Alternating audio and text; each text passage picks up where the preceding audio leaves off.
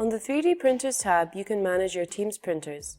You can add more printers by registering them onto your Teams account. To register a printer, simply log on to your cloud account and then type the URL provided by the printer on the Register Printer menu found on the printer's LCD. You can log in on your phone to speed up the process by using the QR code instead.